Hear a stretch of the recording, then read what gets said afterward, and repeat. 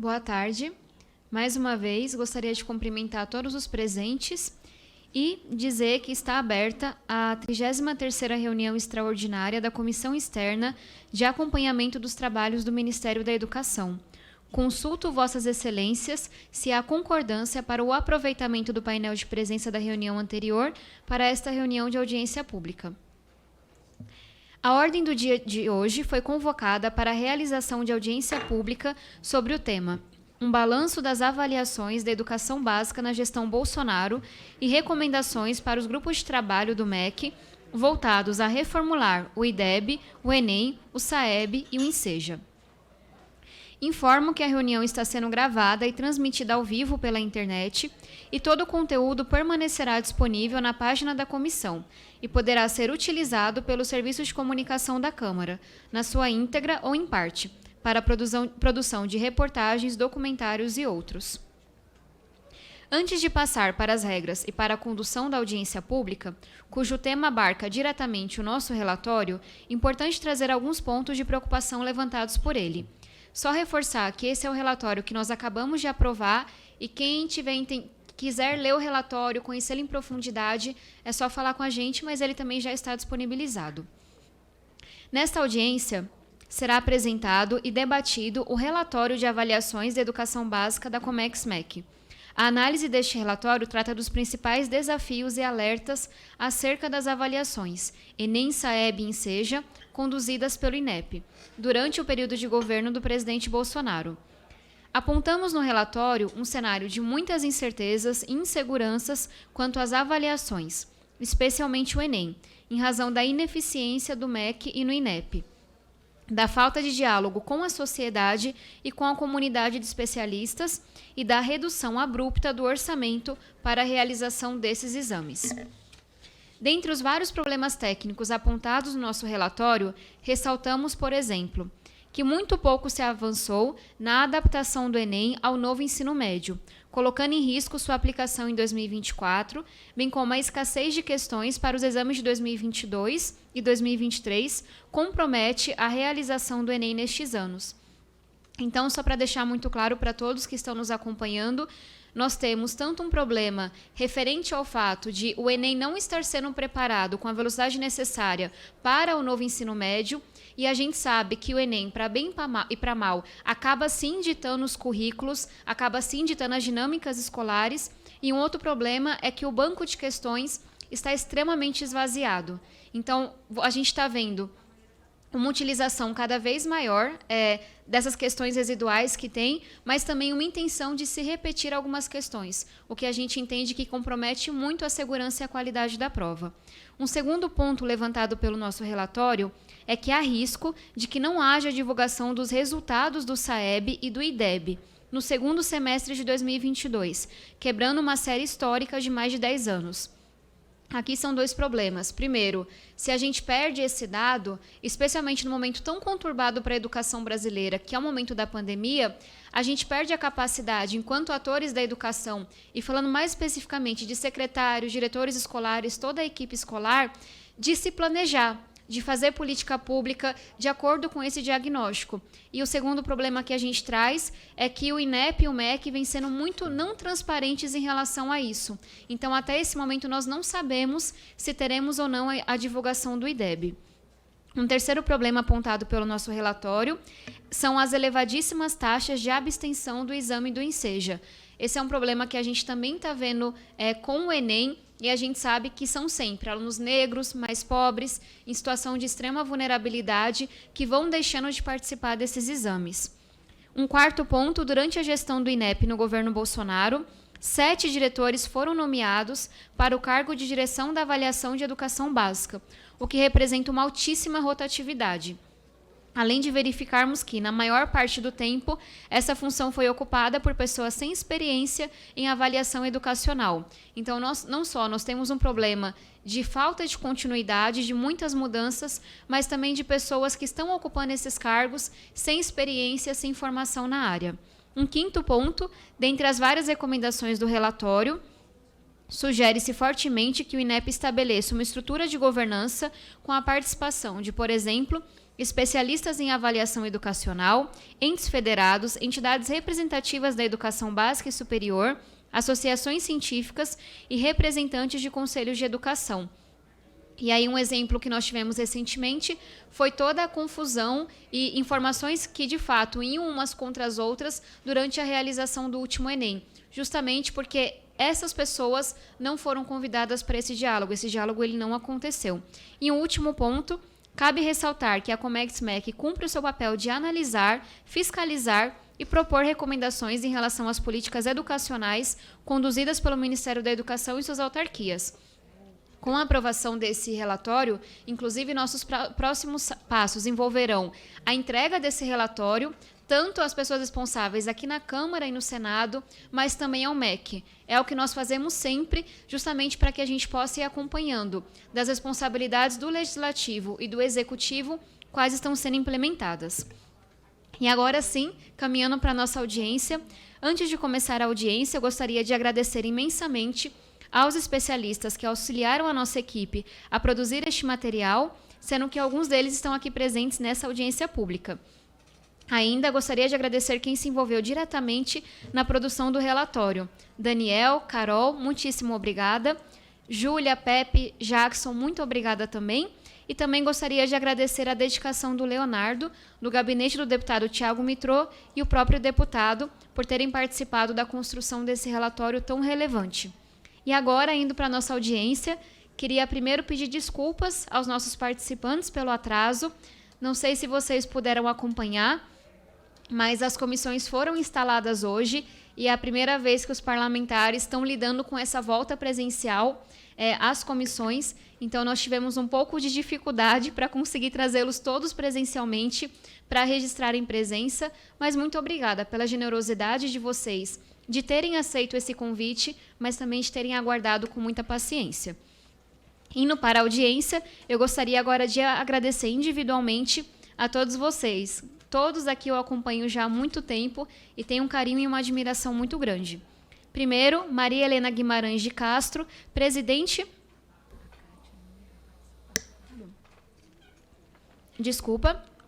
do Conselho Nacional de Educação, CNE. Muito obrigada, Maria Helena. Alice Andrés Ribeiro, presidente da organização Movimento pela Base. Muito obrigada, Alice. A Fátima Gavioli, secretária de Educação do Estado de Goiás e representante do Concede. Muito obrigada, secretária. E Eduardo Deschamps, ex-conselheiro do CNE e ex-secretário de Educação de Santa Catarina.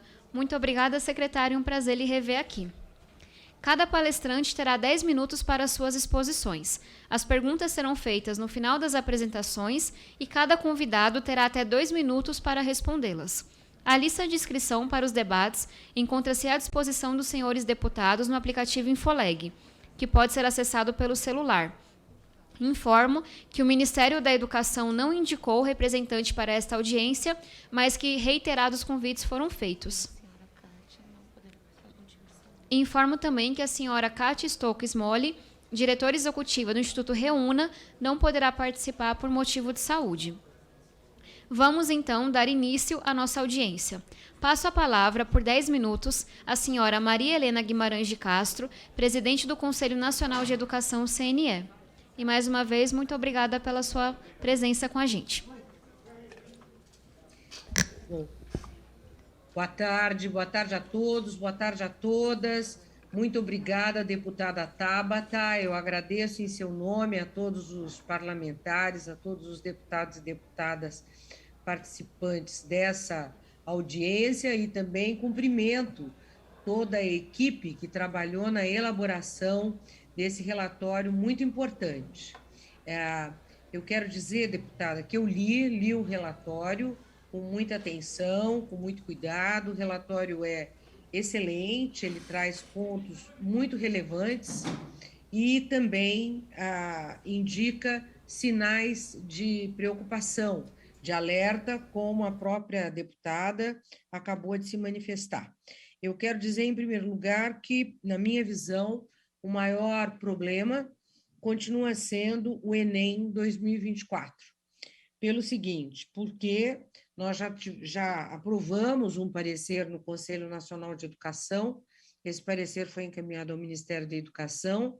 De outro lado, o grupo de trabalho do Enem e do MEC também fez um trabalho que já foi até divulgado pelo ex-ministro Milton Ribeiro, e numa sessão pública. Portanto, já houve, digamos assim, a definição das diretrizes gerais do tipo de, digamos assim, de framework, das diretrizes gerais que devem orientar o novo Enem a partir da implementação do novo ensino médio nesse ano de 2022. No entanto, nós sabemos que a implementação do novo Enem, ela depende essencialmente da elaboração e da divulgação das matrizes do novo Enem pelo INEP, né?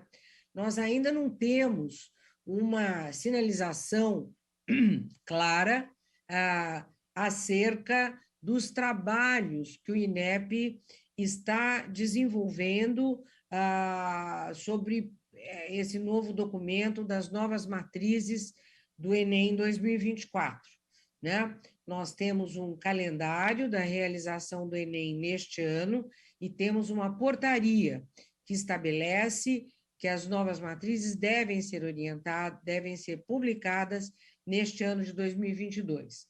Mas entendo que essas matrizes só serão devidamente, digamos assim, legitimadas a partir de um trabalho em parceria entre os técnicos do INEP e do MEC com especialistas em avaliação e em currículo do novo ensino médio, né?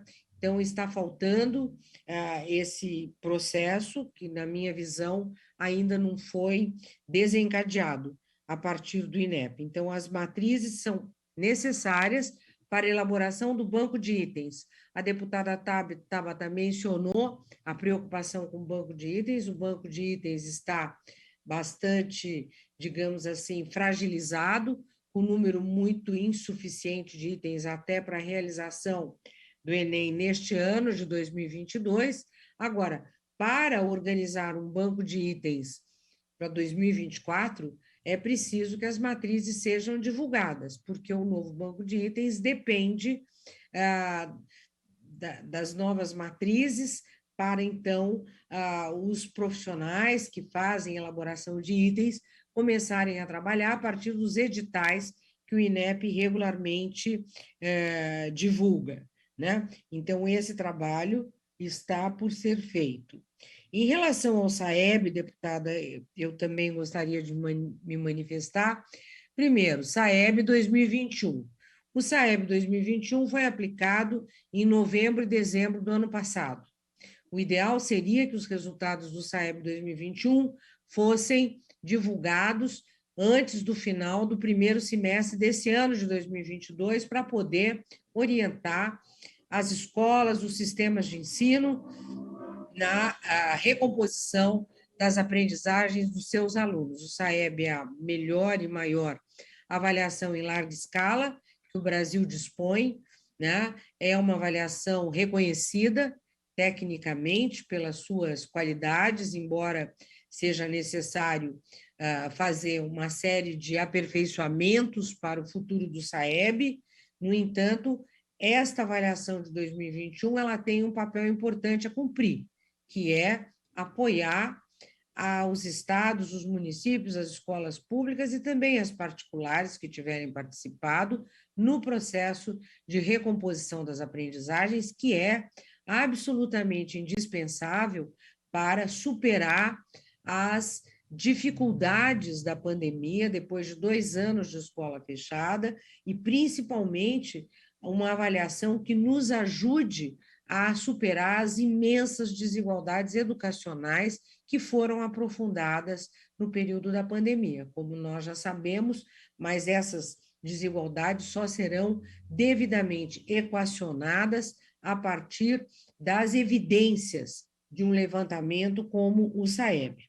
Com relação ao futuro do SAEB, a minha preocupação vai na mesma direção do Enem, né? O grupo de trabalho do SAEB está sem se reunir desde fevereiro deste ano de 2022, as reuniões que estavam previstas foram canceladas, o Conselho Nacional de Educação vai retomar a discussão sobre o futuro do SAEB agora, no mês de maio, né? Inclusive convidamos a Secretaria de Educação Básica e também o INEP para participarem da discussão no mês de maio, agora no dia 2 de maio, é uma reunião fechada, uma reunião da comissão.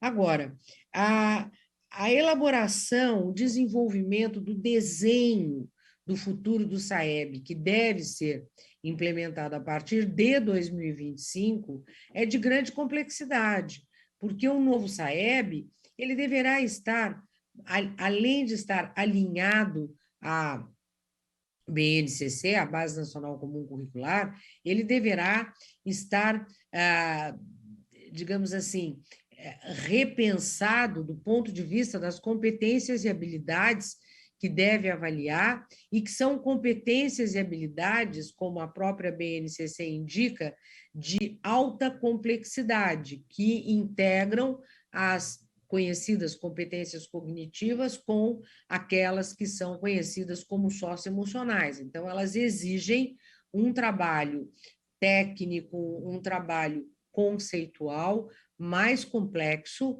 mais exigente. Então, seria preciso mobilizar um conjunto de especialistas em avaliação, em currículo, professores do ensino médio e do ensino fundamental, para que nós pudéssemos avançar.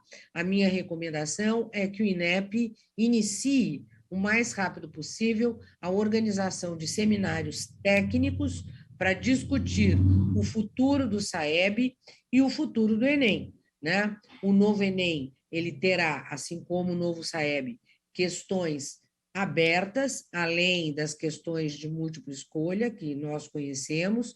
Essas questões abertas, elas exigem um desenvolvimento técnico de elaboração muito, muito mais complexo, exigem plataformas digitais para o seu desenvolvimento, e nós ainda não temos uma visão concreta do que o INEP está fazendo em relação a esse futuro.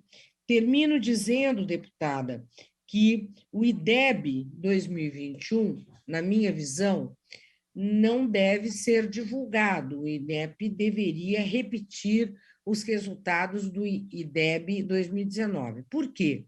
Porque a maioria das escolas não tinha voltado às aulas presenciais no ano passado e, portanto, qualquer que seja o uso do resultado do IDEB, ele terá sempre um viés, terá um aspecto, de alguma maneira, distorcido. Então, na minha visão, o importante seria divulgar os resultados do SAEB 2021 o mais rápido possível, inclusive, deputada, eu acho que seria importante exigir do INEP um relatório do que aconteceu com a aplicação do SAEB 2021, quantas escolas participaram, se houve um percentual de escolas de acordo com aquilo que está previsto na legislação, para que a gente possa, a partir daí, começar a ter um debate mais sério, mais transparente, mais democrático. Estou concluindo dizendo que a governança ela é essencial. Está provado que é preciso mudar a estrutura de governança do SAEB, do Enem e também do INEP. Muito obrigada, deputada, e parabéns pelo trabalho. Muitíssimo obrigada. Eu passo a palavra agora, por 10 minutos, à senhora Fátima Gavioli, secretária de Educação do Estado de Goiás e representante do Conselho Nacional de Secretários de Educação, CONSED.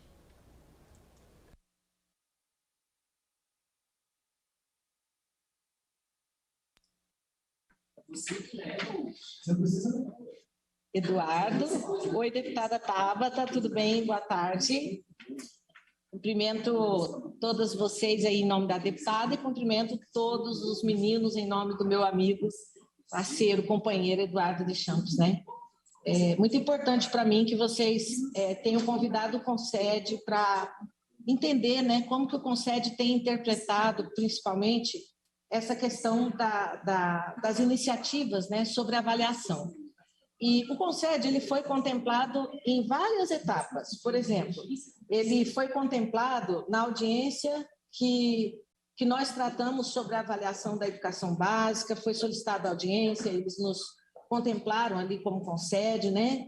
Eles também demonstraram que estavam preocupados em relação às avaliações voltadas para a educação básica e o IDEB, e também sobre as reformulações necessárias, as novas formas de avaliar dentro do novo ensino médio. Então, o Ministério da Educação ele criou esses 2 grupos de trabalho para propor essas mudanças através da Portaria 411 de 2021 e a Portaria 445 de 2021. E aí, esses grupos eles não publicaram até o momento as atas, né, dessas discussões, o Concede está aguardando, inclusive, por isso, e também criou essa incerteza, porque a gente também não entendeu muito bem, mesmo que nós tenhamos participado da reunião, as modificações que foram propostas, se serão acatadas e esse cronograma implementado. Então, assim, o que eu posso falar representando o Concede? Que o Concede participou, contribuiu com os grupos de trabalho criados pelo MEC para debater a avaliação nacional, incluindo o novo Enem e o novo SAEB. Que o Concede, sobre o novo ensino médio, ele também teve suas recomendações que foram bem recebidas, tendo sido, inclusive, em sua maioria, recepcionada pelo texto do MEC, que o Concede existiu durante todo o processo de construção do novo ensino médio, existiu por parte do Concede uma preocupação em adequar as avaliações à BNCC e ao novo ensino médio, buscando trabalhar os temas de forma interdisciplinar. Dessa forma, embora os resultados do grupo de trabalho do novo Enem ainda não sejam totalmente públicos, como eu acabei de falar, o Concede sente-se contemplado com aquilo que já foi apresentado internamente. Já em relação ao novo SAEB, o Concede não se sentiu contemplado. Aí já é diferente. Por quê?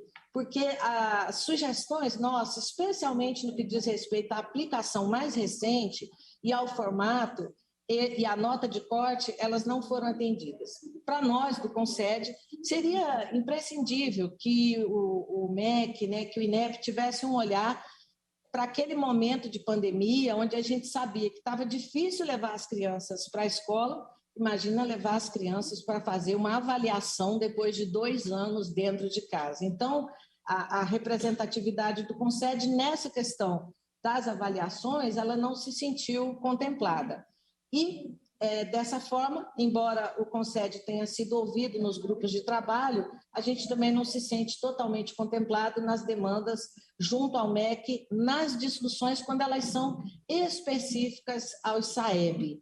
Então, representando o Concede, eram estas as minhas considerações e dizer que nós estamos todos aguardando aí por dias melhores e amadurecimento em relação ao debate nacional sobre avaliação, novo ensino médio e as demais pautas da educação.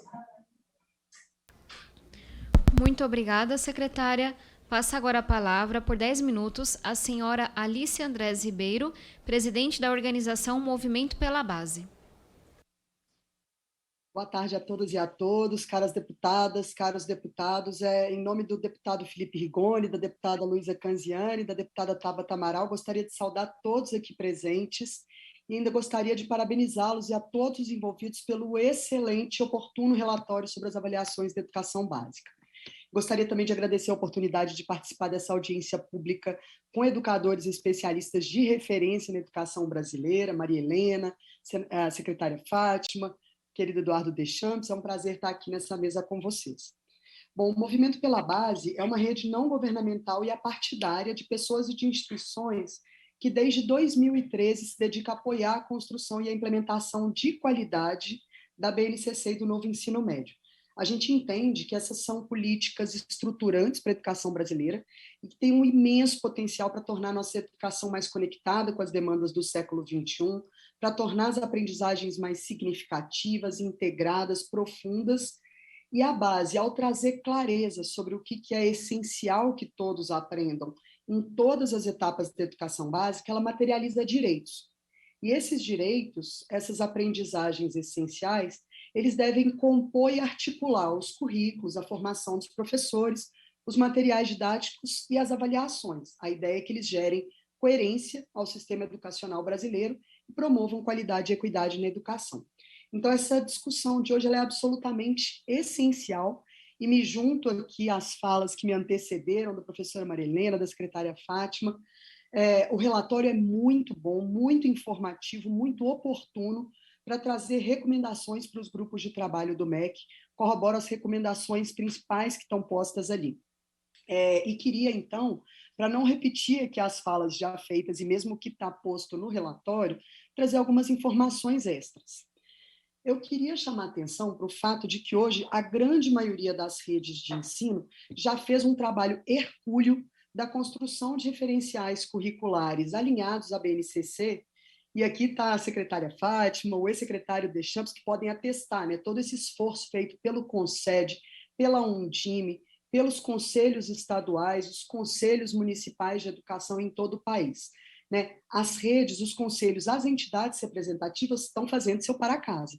E hoje o Brasil tem mais de 99% dos municípios com referenciais alinhados de educação infantil e de ensino fundamental, e tem somente um estado, que é a Bahia, que está na fase mais atrasada de construção do referencial curricular de ensino médio.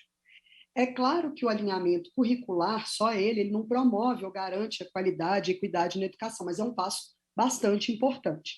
E quando a gente não tem clareza do que vai acontecer com as avaliações, com os exames, com os indicadores, né, da envergadura do SAEB, do Enem, do IDEB, isso traz grande insegurança para as redes, como a deputada Tabata falou. Isso nos preocupa muito, isso atrapalha muito a vida das redes, dos gestores, dos diretores, dos professores e, sobretudo, dos estudantes. Então, eu queria chamar a atenção aqui para o seguinte: a BNCC, para a educação infantil e ensino fundamental, ela está pronta desde 2017. A versão para a educação básica como um todo está pronta desde 2018. A gente está falando, gente, de 3 anos e 4 meses tendo se passado desde que a gente tem uma base para a educação básica em 2018. São 40 meses. Né? E essas, a gente não tem as respostas, né? As perguntas sobre o futuro do Enem, sobre o futuro do SAEB, sobre o futuro do IDEB, embora elas tenham avançado, sobretudo devido ao Conselho Nacional de Educação, né, Maria Helena, que puxou reuniões super relevantes, super dialógicas, elas continuam sem respostas oficiais. O CNE aprovou, como a professora Maria Helena falou aqui, de forma unânime, diretrizes para o Enem, e em seguida o MEC até corroborou essas diretrizes, mas nada foi homologado ainda pelo Ministério da Educação. Então, de oficial, ainda não temos nada. Isso nos preocupa. Então, o Movimento pela Base está muito preocupado para que haja clareza e qualidade sobre o futuro das avaliações e traz aqui algumas recomendações. Eu vou focar, sobretudo, no SAEB, para a fala ficar bastante complementar aqui às preocupações que a Maria Helena já trouxe, a fala também da secretária Fátima, e também ao relatório. Eu acho que um primeiro ponto, e aí nesse caso cabe para a SAEB, cabe para o Enem também, existem muitas evidências de muita qualidade a respeito do futuro dessas avaliações. Né? Elas têm sido amplamente discutidas pelo Conselho Nacional de Educação, foram feitas entrevistas com os principais especialistas em avaliação no Brasil, tanto sobre o futuro do SAEB quanto sobre o futuro do Enem. Existem recomendações que foram feitas por especialistas internacionais, como o Luiz Saldível, o Eugênio Gonzalez, a própria OCDE fez recomendações para o caso brasileiro. Existem benchmarks sobre avaliações de acesso ao ensino superior, levantamentos sobre a governança do NAEP, da ACAR e da UFPOL. Então, o que não faltam são evidências para serem discutidas, conhecidas, consideradas, para se decidir o futuro dessas avaliações. Então, com relação aqui ao futuro, sobretudo, do SAEB, eu queria trazer alguns pontos que para nós estão presentes nessas evidências e muito presentes aqui na visão do Movimento pela Base, nas recomendações do Movimento pela Base para o futuro do SAEB. A primeira delas é que como existe hoje muita clareza do que são esses direitos de aprendizagem dos estudantes, esses direitos precisam ser obrigatórios, né? Obrigatoriamente, o SAEB precisa se alinhar à BNCC, da mesma forma como o Enem precisa estar alinhado ao novo ensino médio. Então, é essencial, na nossa visão, que as decisões sejam tomadas sobre o futuro das avaliações com urgência e também com qualidade. E, no nosso entendimento, o Brasil precisa de diretrizes estruturantes claras que tragam, por exemplo, essa obrigatoriedade do alinhamento à BNCC, avaliando as aprendizagens mais complexas previstas ali, como a professora Maria Helena falou, que haja um cronograma muito claro de implementação do futuro SAEB, trazendo clareza sobre alguns pontos-chave dessa avaliação, como, por exemplo, quando que esse exame vai virar a chave inteiramente, quando que as matrizes que ainda não estão alinhadas à BNCC vão estar alinhadas e vão começar a ser aplicadas. Quando que acontecerá a divulgação dessas novas matrizes? Como que serão as questões? Vão ser de múltipla escolha, abertas, híbridas? Como é que vai ser isso? Já seria possível prever num cronograma uma digitalização das avaliações do SAEB? E alguns outros pontos também seriam muito importantes. Indicações para a governança do SAEB, quais que são esses objetivos da avaliação, sua periodicidade, se vai ser amostral ou censitária, quais componentes vão ser avaliados. É importante que tragam recomendações a respeito dos bancos de itens, né, para que eles estejam sempre em sintonia com as matrizes alinhadas à BNCC. É importante também que os questionários contextuais sejam revisados e que haja uma melhoria das devolutivas do SAEB para as redes, de uma forma mais célere, de uma forma contextualizada, de uma forma que ajude as redes a direcionar o seu trabalho e seu processo de ensino-aprendizagem nas salas de aula. Então, esses são alguns itens, né, que, na nossa visão, deveriam ter maior clareza no futuro do SAEB. Gostaria de, mais uma vez, parabenizá-los. Estamos plenamente de acordo com as principais recomendações aqui do relatório da Comex, que é absolutamente relevante, importante, e dizer que o Movimento pela Base está à disposição para ampliar e aprofundar mais essas discussões sobre avaliações. Mais uma vez, deputada Tabata, muito obrigada e parabéns pelo trabalho. Muito obrigada, Alice, e parabéns mais uma vez pelo trabalho do movimento. Passa a palavra por 10 minutos ao senhor Eduardo Deschamps, ex-conselheiro do CNE e ex-secretário de Educação de Santa Catarina. Muito obrigado, deputada. Quero lhe cumprimentar, em seu nome, cumprimentar todas as deputadas e deputados que nos acompanham aqui, cumprimentar a minha querida Maria Helena, presidente do CNE, a Alice Ribeiro, né, que está fazendo esse trabalho maravilhoso de coordenação do Movimento pela Base, a Fátima Gavioli, queria agradecer muito a citação que ela fez, nós fomos colegas, né, no âmbito do CONSED, no período em que eu fui secretário aqui em Santa Catarina. Fazer um cumprimento, eu vi que ele está acompanhando a gente aqui, o Ricardo Martins, né, que é um assessor parlamentar, um consultor parlamentar que sempre nos auxilia, né, há muito tempo já nesse processo.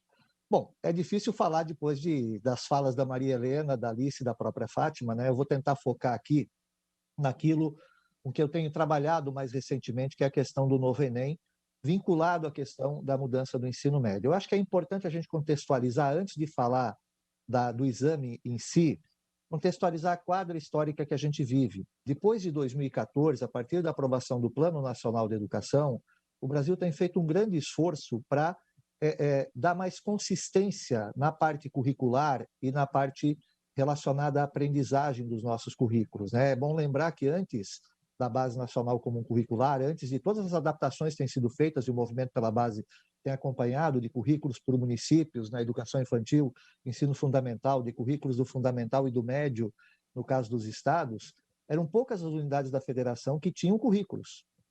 Então, na verdade, o que ditava basicamente a forma de atuar da educação básica no Brasil era o livro didático, ou os exames, ou as provas, né, que eram aplicadas de avaliações de nível nacional. A partir de agora, a gente está invertendo um pouco esse processo. Desde 2014, a partir da aprovação da base em 2017, depois a base da etapa do ensino médio em 2018, a gente tem um olhar mais importante de como é que deve ser feita a construção curricular em termos da aprendizagem. Tudo isso para dizer que não fica só na questão do currículo, mas que a parte do PNLD, por exemplo, é importante, a parte da formação de professores é importante e a parte da avaliação é que vai servir não para guiar necessariamente o que vai ser trabalhado pelas escolas, mas principalmente para poder verificar o grau de aderência daquilo que está sendo trabalhado em termos de currículo com as necessidades que a gente tem de formação, que é para a sociedade, ao final do ensino médio, né, para quem for diretamente para o mundo do trabalho, tendo feito um itinerário de formação técnica profissional, que é na aderência com as necessidades de formação que eu preciso para que eu tenha um bom desempenho no nível superior, considerando, e esse é um dado que o Mozart Neves Ramos recentemente trouxe, de que o índice de alunos ou de estudantes de ensino superior que trocam de curso ou abandonam os cursos é elevado, mesmo em universidades federais. O que significa que muitos deles chegam mal preparados para o nível superior, fazem escolhas não muito adequadas e depois a gente tem um custo alto, que é essa desistência, essa perda dos alunos já no superior. Como é que a gente corrige isso? Corrige isso na educação básica, corrige isso com um bom processo de alfabetização no ensino fundamental e corrige com um projeto de ensino médio, um currículo de ensino médio mais alinhado com o projeto de vida dos estudantes, onde eles são mais protagonistas. Esse é o grande arcabouço feito a partir de 2017 com a reforma do ensino médio, que foi regulamentado pelo Conselho Nacional de Educação até final de 2018, sabendo que nós teríamos aí em torno de 5 anos, mais ou menos, um pouco menos, 4 anos, para que se pudesse começar a implementação efetiva do novo ensino médio. E aí, deputada Tabata, que vem o grande problema que a gente já discutia lá no CNE e o conselheiro Chico Soares sempre lembrava. É super importante a gente alinhar o Enem o quanto antes. Isso era para ter sido feito já em 2019. Nós estamos em 2022, iniciada a implementação do primeiro ano do novo ensino médio em todo o Brasil, e a gente ainda não tem claro todos aqueles itens levantados pela conselheira Maria Helena acerca do Enem. Não é só como a prova vai ser estruturada, mas qual é a matriz que nós vamos ter pela frente para poder orientar os currículos. E é importante a gente ter isso definido o quanto antes, porque ainda esse ano, a maioria das redes tem trabalhado, tanto estaduais quanto privada, tem trabalhado com um currículo mais focado na formação geral básica, que é aquele currículo comum para todo mundo. Mas a partir do ano que vem, vai vir mais forte a parte dos itinerários, a parte das escolhas, a parte da definição das trajetórias dos alunos. E é essa parte do Enem, a etapa 2, porque ele vai ser em 2 etapas, né? A etapa 2, que ainda não está muito clara, principalmente em termos de matrizes. É esse um ponto importante para a gente levantar. Eu tive a oportunidade de realizar, a pedido do Instituto Itaú Educação e Trabalho, uma consulta, uma entrevista, um conjunto de entrevistas, gerou uma nota técnica, que a gente inclusive encaminhou para o CNE, com vários especialistas em avaliação de acesso ao ensino superior do Brasil, onde a gente tirou alguns itens que eu vou trazer agora até como forma de contribuição, muitos deles já presentes, inclusive, no relatório da Comex, que ficou muito bom, né? Eu conversei com Chico Soares, que foi presidente do INEP, Reinaldo Fernandes, foi presidente do INEP, implementou o Enem a partir de 2010 no novo modelo, Simon Schwartzman, Dalton Andrade, Ruben Klein, que ainda hoje auxilia no processo do Enem, e com José Freitas, que é da Unicamp. E é importante a gente olhar que o vestibular da Unicamp, que já é feito em 2 fases, ele é um modelo muito interessante para a gente observar como referência, porque ele trabalha com aquilo que a primeira etapa do Enem agora deve ter, né, já definido por diretriz nacional, deve ter de medição da formação geral básica, que tem a ver com as competências e habilidades comuns a todos os alunos, e a parte seguinte, a segunda etapa, que já vai estar focando em avaliar o aluno de acordo com a trajetória que ele quer seguir ao final do ensino médio, já na entrada do ensino superior. Então, são modelos muito interessantes que a gente já tem, inclusive, no Brasil, mas, ao mesmo tempo, com o estudo que foi feito pela Carol Campos, do Voz da Educação, que também apresentou no CNE, né, Maria Helena? Foi feito um estudo, e como isso é feito, essas provas são feitas, o ensino médio está organizado, em 6 países do mundo. E, basicamente, todos eles tratam isso, uma primeira etapa de medição geral e uma segunda etapa mais focada nas trajetórias que os alunos vão seguir na sequência. O que isso significa? Significa dizer que é super importante ter uma definição muito clara dessa segunda etapa. A primeira etapa está mais ou menos pacificada, a BNCC é a grande referência, a gente vai ter uma medição de redação nesse ponto, foco muito em medição de competências e habilidades com problemas aplicados no dia a dia. Há só uma dúvida, né, Maria Helena, sobre a questão da língua inglesa. Há quem defenda que a língua inglesa deve ser medida de maneira separada, o MEC agora introduz a língua inglesa numa medição dispersa, digamos assim, ao longo de todas as questões. Esse é um ponto que talvez seja o ponto de menos consenso na primeira etapa. A segunda etapa, ela está focada nas carreiras de nível superior, porque ela trabalha com um ensino médio propedêutico que vai olhar para o nível superior e o caminho que o aluno vai seguir. O CNE propôs 4 áreas focadas nas áreas de ensino superior mesmo, exatas e tecnologia, biológicas e saúde, humanidades e artes e a parte de sociais aplicadas. O MEC reorganizou isso, tem uma certa relação, porque ele também olha para cursos superiores e trabalhou com áreas do conhecimento integradas, né? Então, por exemplo, matemática e ciência da natureza olhando para a área de exatas e tecnologia, ciência da natureza e ciências humanas olhando para a área da saúde e assim por diante. Ou seja, tem alguns arranjos muito parecidos, tá? Isso é importante colocar porque é isso, e aí o aluno vai escolher a prova que ele vai fazer, de acordo com o curso que ele quer seguir. Nós não recomendamos, na escuta dos especialistas, que haja uma prova específica para a educação profissional, porque é um ambiente muito mais amplo. Então, a ideia é que a gente possa medir pelas áreas do conhecimento, né, como está sendo proposto, no modelo do CNEL, no modelo que o MEC está propondo, mas, ao mesmo tempo, dar um bônus, criar um incentivo para quem fez formação técnica profissional, que um dos objetivos é aumentar muito o número de matrículas na formação técnica profissional. E para finalizar, não só no modelo da prova, que tem uma certa aderência, já está organizada, é óbvio que é super importante, como disse a Maria Helena, a definição da matriz, alguns tópicos adicionais que os especialistas trouxeram. Primeiro deles, banco de itens. A gente precisa de um banco de itens muito numeroso. Vale a pena discutir o seguinte: como o Enem ele precisa ser divulgado, nós perdemos os itens utilizados, não dá para reutilizar. Vai ser um problema a reutilização agora. Nos outros países, os exames não são divulgados, o que significa que eles têm um banco de itens muito consistente e grande que permite vários tipos de formato de provas, mas isso exige uma mudança de legislação e uma mudança de entendimento, né? Mas isso permitiria, porque o item precisa ser pré-testado. Se eu tiver que fazer pré-teste toda vez, eu preciso ter um volume muito grande de itens cada vez que eu descarto um item que é utilizado numa prova. Então, isso é um ponto que os especialistas trouxeram para ser discutido, porque isso facilitaria muito a questão da elaboração de provas mais diversas ao longo do tempo. Provas adaptativas, né, que é uma proposta do Dalton Andrade, permitiria a redução do número de questões sem que haja uma perda, por exemplo, da avaliação que é feita do aluno. Como já disse a Maria Helena, nós temos que avançar para a prova digital, não é simples, é um processo demorado, longo, mas precisamos iniciar essa transição para a prova digital para que a gente possa realizar o exame em vários momentos, porque isso vai facilitar a questão da logística. Como dizem praticamente todos os especialistas, é quase insano o modelo de Enem que a gente tem de uma prova aplicada num dia só. É uma coisa muito complicada em termos de logística, em termos de segurança e assim por diante. Todos esses itens poderiam ajudar a modernizar o Enem para que a gente possa ter um Enem alinhado com a reforma do ensino médio, alinhado com o protagonismo do estudante, ajudando as universidades no processo de seleção e, ao mesmo tempo, muito mais simples de ser aplicado. Eu acho que é isso que eu tinha para contribuir. Muito obrigado mais uma vez pelo convite para participar. Deputada Tabata, e parabéns pelo trabalho. Obrigada pelas excelentes contribuições, secretário.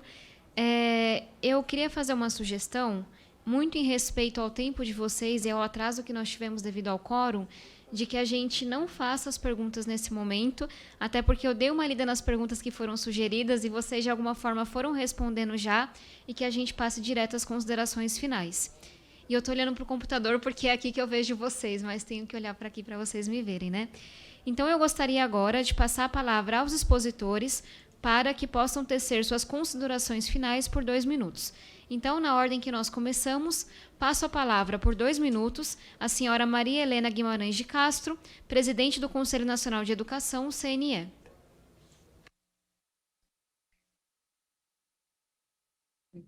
Muito obrigada. Vocês estão me ouvindo? Sim. Tá bom. Bem, muito obrigada, deputada Tabata. Mais uma vez, meus cumprimentos a todos os deputados e deputadas, meus colegas aqui de debate.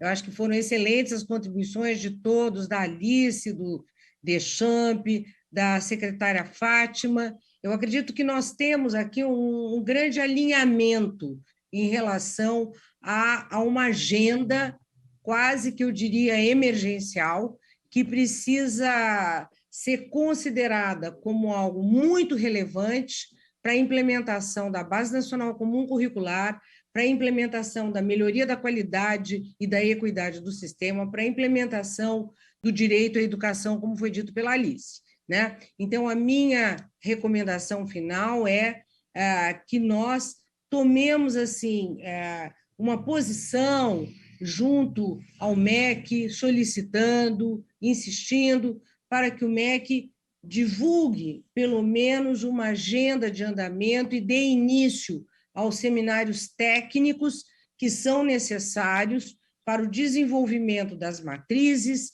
e também para que a gente tenha conhecimento sobre o plano de trabalho do futuro do Enem e do futuro do SAEB. Me parece que essas são questões urgentes, urgentíssimas, e que a educação brasileira exige isso. Então, muito obrigada e parabéns, deputado. Muito obrigada. Passa a palavra, por até 2 minutos, agora, a senhora Fátima Gavioli, secretária de Educação do Estado de Goiás, e que está aqui representando o Conselho Nacional de Secretários de Educação, CONSED. Mais uma vez, muito obrigada. Deputada, só uma coisinha que eu esqueci. Claro. A ABAV, eu sou presidente da ABAV, e nós vamos fazer um seminário sobre o futuro do IDEB. Será no dia 5, a semana que vem, às 17h30, das 17h30 até às 19 horas.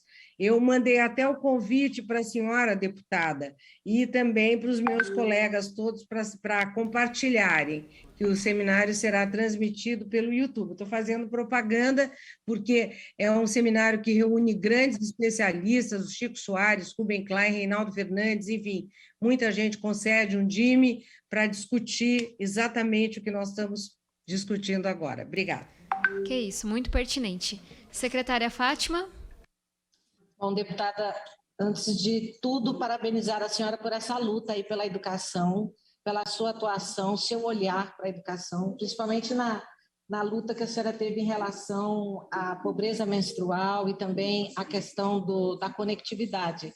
E nós conseguimos implantar aqui no estado de Goiás, as nossas alunas já estão recebendo, e isso tudo tem sido inspiração para todos nós que trabalhamos com muito amor no chão de escola, na educação, independente do lugar onde nós estivermos, pode apostar que estaremos sempre lá, querendo levar uma educação de qualidade. Então, parabéns por isso. Segundo, se posicionar com a doutora Maria Helena, CONSED junto com a doutora Maria Helena, no sentido de que nós estamos também aguardando já, acho que estamos quase que podendo falar que já estamos bem atrasados, né, em relação à agenda e à divulgação de um cronograma por parte do Ministério da Educação sobre os próximos passos, tanto para discutir a questão das nossas avaliações de forma geral, como do nosso novo Enem, a partir aí dos anos de 2023, 2024. Então, parabéns à senhora. CONSED se coloca à inteira disposição para o debate, para a discussão, para avançarmos nesse sentido. Um abraço, Eduardo, um abraço, Alice, um abraço, doutora Maria Helena. Muitíssimo obrigada. Passa a palavra agora, por até 2 minutos, a senhora Alice Andrés Ribeiro, que é presidente da organização Movimento pela Base. Muito obrigada, deputada. Bom, me somo aqui às vozes anteriores, né? De fato, parabéns por todo o seu trabalho na educação, pela educação, para a educação. E aqui concordo inteiramente com a professora Maria Helena, com a secretária Fátima, acho que a gente tem uma agenda comum, emergencial, né? É muito importante este relatório, então acho absolutamente essencial muita visibilidade a ele, as recomendações que são trazidas pelo Parlamento, as avaliações da educação básica e ao INEP. Concordo inteiramente com a importância que haja clareza desse cronograma das discussões e das definições sobre o futuro do SAEB, o futuro do Enem. Isso está trazendo muita insegurança para as redes, inclusive com informações muito divergentes sendo apresentadas, né? Já teve proposta de SAEB ano a ano, para todos os anos, todos os alunos, todas as áreas do conhecimento, e de repente já não é nada daquilo e não se tem clareza de como que vai ser, é muita insegurança. Então, para nós é absolutamente essencial ter clareza do que vai acontecer no futuro das avaliações, ter isso posto de uma maneira oficial, que não vá ficar mudando e que traga muita segurança para as redes seguirem implementando seus novos currículos, alinharem as suas avaliações subnacionais, que estão, em grande medida, também ancoradas, né, na escala do SAEB, bebem da fonte do SAEB. Então, para nós é essencial essa clareza sobre o futuro, um cronograma claro e muita discussão e transparência a respeito do que está acontecendo, seja no MEC e, claramente, no Conselho Nacional de Educação. Isso já vem acontecendo processo muito dialógico. Então, o Movimento pela Base segue à disposição do Parlamento, do Conselho Nacional, secretária Fátima do CONSED também, e Eduardo, estamos juntos em várias frentes, então estamos absolutamente à disposição e agradeço pela oportunidade e parabenizo pela iniciativa. Muitíssimo obrigada. Passa a palavra por até 2 minutos ao senhor Eduardo Deschamps, ex-conselheiro do CNE e ex-secretário de Educação de Santa Catarina. Bom, mais uma vez, obrigado, né, pelo convite, é sempre um prazer estar aqui, eu me junto a todas as homenagens, né, à deputada Tabata pela bandeira que tem levantado há muito tempo no âmbito da educação. É super importante a gente ter não só ela, né, como vários outros parlamentares no âmbito do Congresso Nacional que têm trabalhado, a deputada Luísa Canziani, que tem agora trabalhado muito intensamente sobre a questão do Sistema Nacional de Educação e vários outros, né? Eu vou me ater às duas para não me perder demais nas citações aqui. Eu acho que é importante eu resgatar agora no final, a título de contribuição, alguns itens relevantes que a gente conversou agora. O primeiro deles a Maria Helena citou, eu acho que foi citado também pela deputada Tabata, a questão da governança desse sistema de avaliações que a gente tem no Brasil. Nós precisamos fazer com que a governança seja um pouco mais ampla, como acontece em outros países. A gente precisa ter muito forte, viu, Fátima, a participação do CONSED, a participação da Undime, nos âmbitos de governança da aplicação ou da definição dos sistemas de avaliação que a gente deve ter, tanto o SAEB quanto dos exames, né, como é o caso do Enem, por exemplo, o próprio Enseja, e outras modalidades. Segundo fator, a gente tem muito claro de que o Enem é exame e SAEB é avaliação. Eu vou aqui chover no molhado, como dizem os especialistas, mas é importante a gente ter isso. Os dois não podem um substituir o outro. São dois sistemas que devem ser organizados, porque o Enem é para acesso ao ensino superior e o SAEB é de avaliação. E, por final, a questão do cronograma, né, deputado?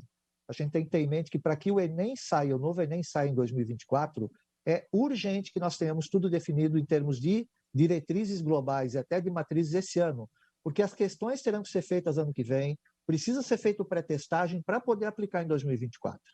Então, o nosso tempo ele está praticamente esgotado, sem contar os problemas de curto prazo, que é a questão do Enem desse ano em relação ao banco de itens, né? E eu queria finalizar dizendo o seguinte, tem outro ponto importante também, que nós precisamos trabalhar agora para além das avaliações. O PNLD do ensino médio está pela metade. Só saiu o PNLD para a formação geral básica, não saiu o PNLD para os itinerários. E eles são importantes para que a gente possa alinhar a rede pública em relação até em termos das questões da avaliação. Só trazer essa lembrança final aqui, mas mais uma vez obrigado e parabéns pelo trabalho. Muitíssimo obrigada. Como eu disse anteriormente, aqui quem fala é a Tabata Cidadã mesmo. Eu tenho uma admiração muito grande por cada um de vocês. Tenho a honra de conhecê-los já há alguns anos, antes mesmo de ser deputada, e queria agradecer mais uma vez pela generosidade e paciência que tiveram hoje. Acredito que saímos daqui com algumas missões, por assim dizer. Uma delas é que a urgência que a gente trouxe nesse relatório, especialmente no que diz respeito ao Enem de 2024, às matrizes, e que vocês trouxeram de forma tão brilhante, seja uma urgência da comunidade da educação. Então, tem algumas coisas que a gente já anotou para que a gente possa atuar com ainda mais ênfase na cobrança, pedindo informações, mas é muito importante que a gente fale sobre isso. Sequer é longo prazo, né? É uma coisa que começar a acontecer hoje, para ontem, para que a gente tenha certeza que em 2024 vai se efetivar. E também uma coisa que eu acho que foi muito consensual no debate de hoje é a importância desse diálogo. Não dá para fazer isso sem ouvir especialistas e sem ouvir vocês que estão na ponta executando essas políticas públicas. Do nosso lado, enquanto Comissão Externa de Acompanhamento do MEC, essa é uma comissão suprapartidária que vem fazendo um trabalho muito sério de fiscalização desde o começo de 2019, e vocês podem sempre contar com a gente nesse trabalho. E só também adicionar os meus cumprimentos ao Ricardo Martins e a toda a equipe da Câmara, que vem sendo tão brilhante e tão certeira em suas contribuições à nossa comissão. Então, acredito que seja isso. Mais uma vez, muito obrigada a todos que acompanharam de forma presencial, de forma online. E antes de encerrar a reunião, gostaria de agradecer a presença de todos uma última vez e declarar a reunião encerrada. Muitíssimo obrigada.